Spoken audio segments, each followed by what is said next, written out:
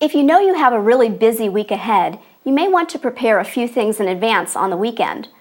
Some of the raw food dishes that keep really well include pâtés, salad dressings, desserts, and almond milk, a non-dairy beverage made from soaked almonds and water, and I'm going to show you how to do that in just a minute. You can also prepare a few seasonings in advance. A lot of recipes call for a tablespoon of lemon juice or a clove of crushed garlic. Minced onion and parsley are also common seasonings. And these items keep for 5 days in your refrigerator, so you could just go ahead and prepare those in the beginning of the week. And then it would be really easy to throw together a lot of different recipes. So let me go ahead and juice a little bit of lemon for my week here. And you can just go ahead and store this lemon juice in a little jar or container in your refrigerator, and it even freezes really well if you want to keep it around for a little bit longer. Crushed garlic, minced parsley, and minced onion can be prepared very quickly in a food processor. You just place coarsely chopped parsley or peeled garlic cloves or chunks of onion right in the processor and just pulse a couple of times until it's finely chopped. But if you don't want to clean the food processor, you can also quickly mince an onion by hand for your week. So let me show you how to do that. First, I'm going to peel the onion. I'm cutting off one end of the onion, and then I'm scoring the peel, meaning I'm just making a small cut into the peel itself, all the way around the onion, and then the peel easily comes off.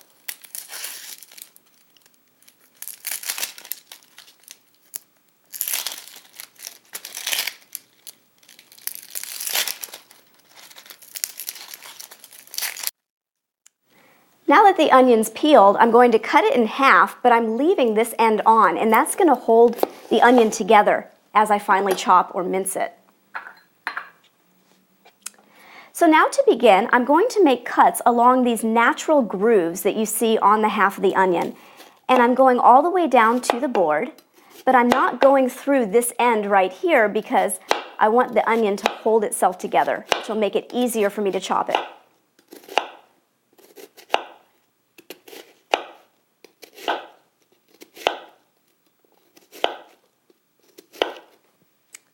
I'm making one cut through the center of the onion, just to make a finer dice or cube.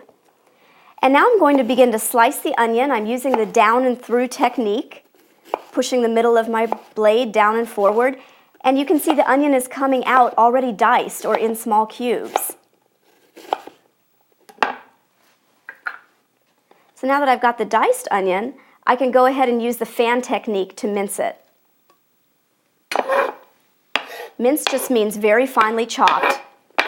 And so again, I'm placing the tip of my knife on the far side of the pile, and I'm moving the base of the knife up and down quickly, just pivoting it in a fan motion, mincing that onion. This looks like about a cup of onion, which is easily enough for 1 or 2 people to use as a seasoning in different dishes during the week.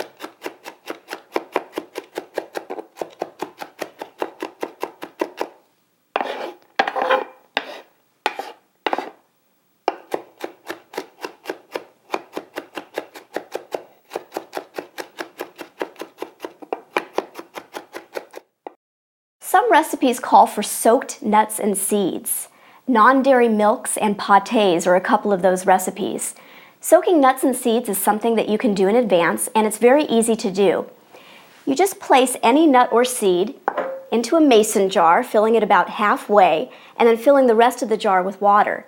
And you let it sit on your countertop at room temperature overnight or for 8 hours. And then the next morning, drain off the water, give it a rinse, and you can either use those soaked nuts or seeds in a recipe right away, or you can store them in your refrigerator for up to 3 days. Almond milk is a tasty non-dairy beverage made from soaked almonds and water. And it's great to use either just straight as a milk replacement, or you can pour it on cereal as well. To make almond milk, I'm going to use a blender. I'm combining almonds along with some water.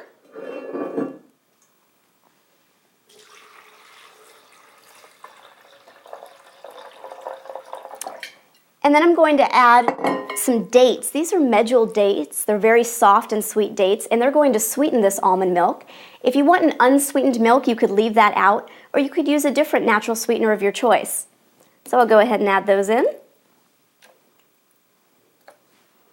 You could also flavor this with some vanilla extract if you wanted to. There's a lot of variations. You can even use different nuts and seeds. Brazil nut milk is very delicious, and so is sesame milk. So now I'll go ahead and blend this.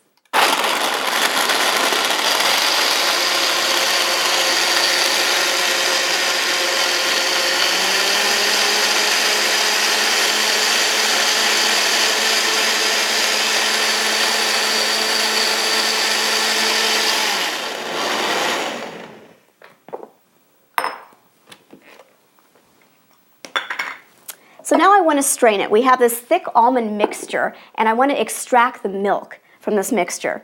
So I'm going to be using a mesh bag, which works really well to strain nut milks. But if you don't have one of these, you can simply use a fine mesh strainer held over a bowl and pour the almond milk into that.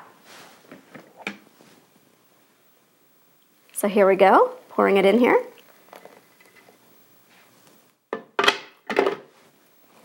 Secure the bag.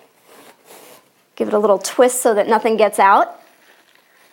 And now I'm going to milk the almonds. So I'm just squeezing this bag from the bottom and from the top. It's a lot like milking a cow. But I'm milking the almonds, and out is coming this delicious creamy almond milk that is so good on its own or poured over cereal.